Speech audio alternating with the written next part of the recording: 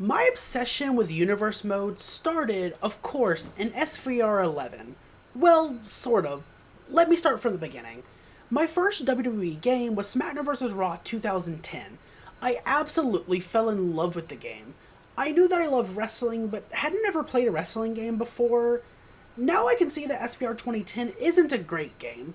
It still holds a special place in my heart, but it's not great. That being said, little 10-year-old me was hooked. I started looking for any news on the next game, and eventually I would get SVR 11. And when I tell you something just clicked when I played Universe Mode, it was something that I had never played before, and again, I was hooked. I just kept putting more and more time into the mode, even when I didn't really care about the rest of the game. Side note, before y'all kill me, I grew up playing the PS2 version. I didn't have the good version of the game until years later, meaning I didn't grow up playing with the cool physics engine, but you know what? I didn't need it.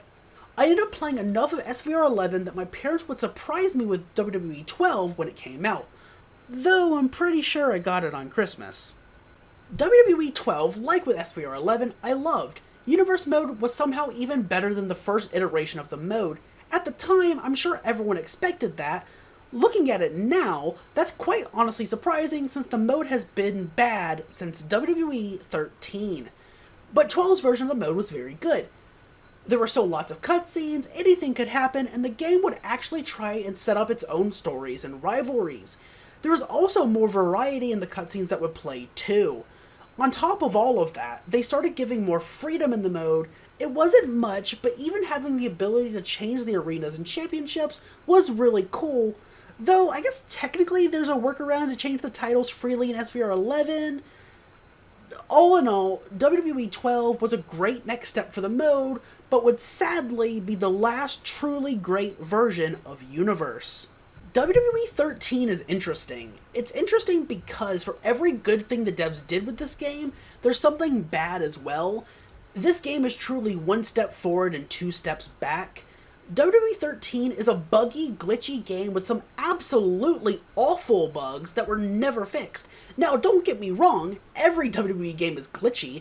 That's the nature of being a yearly release sports game built off of legacy code. So I'm well aware all the games have glaring flaws. Yes, even Here Comes the Pain is not perfect. When it comes to WWE 13, however, most of its flaws are to the detriment of the game. The AI is fucking brain dead and is obsessed with the newly introduced OMG moments. The one count glitch is here in all its glory, and Universe mode feels like a boring sandbox with nothing to do in it. They completely opened it up, letting us freely customize the entire calendar, which is amazing, but it's all for naught when it's near impossible to get any good cutscenes from booking matches yourself. Then you add in that the devs basically lied about there being branching paths in Universe mode, and honestly, this game just doesn't hold up very well today. Now, I know branching paths are technically there, but they're so rare, I guarantee most players have quite literally never gotten one in the 13 years this game has been out. This game is genuinely when I started losing interest in Universe mode. I didn't quite know it at the time, but I can look back and realize it now. But I kept playing and eventually begged my parents to buy me a PS3 so I could play the next game. And you know, with how much people love to talk about how great 2K14 is, no one seems to say anything about 14's Universe mode. There's a big reason for that. It's basically more of the same from 13. Now, don't get me wrong, they did improve the AI from the previous game. Truth be told, most of the issues from 13 were fixed in 2K14. But this game is the introduction of exactly what Universe is today. And it all started with one new feature, the rivalry system. The rivalry system is one of the biggest sources of missed potential with Universe mode. The idea is great and should have been a slam dunk, but it's so incredibly flawed, with its biggest flaw being the fact that every match is just the same match every week with no variation, like you're watching an episode of 2019 Monday Night Raw. Aside from that, there's not really anything else for me to say about 2K14's Universe. I still put time into it, but I just played Exhibition more than Universe in this game. WWE 2K15 is an interesting game. Everyone has issues with it, and honestly that's fair. There's a lot that's just not quite right with it. But it's also not the worst WWE game either. One of 2K15's biggest flaws is definitely the removal of Story Designer. But the devs gave us one universe feature in this game and then removed it in 2K16. They gave us the Story Collection. Now, admittedly, I didn't use Story Collection that much when I was younger, but Story Collection was a cool way to enhance your rivalries in universe and guarantee cutscenes as well. It was basically the last gasp for Story Designer that is actually featured on both versions of the game. It was genuinely a great feature that should have been completely fleshed out in future games, but instead it was removed after just being in one game, like many other things in this series. Aside from that, like with 2K14, I don't have much else to add for 2K15 either. I didn't get the game right away, and it wasn't until a friend at the time wanted to sell it that I got it, but I did get the next game right at launch. And oh, do I have things to say about WWE 2K16. I've already talked about the impact this fucking game has had on me a lot. On paper, this stupid little game shouldn't be important to me at all, because honestly, it really is just more of the same. The one new feature that was added to Universe Mode was removed. The gameplay on the PS4 and Xbox One was slightly improved, and that's about it. I know some, maybe even most, of you would like to add in the Steve Austin showcase, but I personally liked it less than 2K15's two main showcases. So why do I like this game so much? Well, this is where my original Universe Mode started for the channel. It started on the PS3 version of WWE 2K16, and to be honest, I probably wouldn't be making content right now if it wasn't for that series.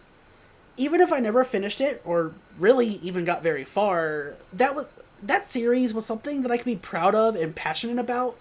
It was the absolute best thing that I came up with at the time. It was something that I needed both professionally and personally. On top of all of that, I was also able to get my best friend involved with the series too. He wasn't involved much, just booking his show, but it was just a really cool thing. This universe was also the most passionate I've ever been about any series that I've ever done on the channel. And I mean that. I mean, the only thing that I wanted to do at the time was just keep recording more and more universe, and that's exactly what I did, even carrying the universe mode over into the next game. WWE 2K17 was both a great time for me, and kind of a bad time too. I got the PS3 version right at launch, and felt a bit conflicted about that. I had access to a PS4 at the time, but my parents still pre-ordered the PS3 version anyway. The main reason I was conflicted was because I'd carried over my universe from the PS3 version of 2K16 into the PS4 version. As a kid with no money, I was absolutely making the most out of being able to record from my sister's then boyfriend's PS4. The overall video quality improved so much, and at the time, I really didn't want to go back to recording with my phone. Looking back, that sentiment is kind of funny though. Almost 10 years removed from it all, I can see that the PS4 2K16 Universe videos were pretty bad. I mean, yeah, they looked better, but my commentary is atrocious. You can barely hear me, and the quality was mediocre because I was recording with a Rock Band mic. Regardless, I did in fact carry over the universe into 2K17, bringing it back to the previous generation, and I kept things going for a while before putting the series on hiatus. Eventually, I would get access to a PS4 again, and I would bring the series back on that version of the game, and I would do that after finding my biggest source of inspiration, MathWiz. I found MathWiz right around when she put out her final 2K16 Universe video, Fastlane. Seeing that video and that style immediately hooked me. I really hadn't seen a realistic universe series before. I mean, the Brendan Plays universe was kinda realistic, but the AI controlled most things in that series. Math's universe was the first one that I saw where the creator controlled everything, and that truly inspired me. It's because of MathWiz that I learned that I actually really like using the gameplay to craft a real show. It was through this inspiration that I brought the series back and remained fairly consistent until I put out the SummerSlam pay-per-view. I knew I wanted to make the SummerSlam pay-per-view as big as it could be. I wanted to do things that I hadn't tried, some things the game couldn't even do, and I did. Including the pre-show, this card had 10 matches and was just short of 3 hours long. I controlled everything myself, and despite its flaws, it's a show I'm still proud of. After this show was when everything truly fell apart, though. I started doubting my skills as a booker, becoming less and less confident in my booking decisions. I started having trouble filling out my match cards, and the more I tried, the more burnt out I got. It got so bad that I made a quick, rash decision to cancel the original universe, which I would walk back sometime after 2K18's release. When WWE 2K18 first released, I played it quite a bit, and after a while, the itch to make universe content started to come back.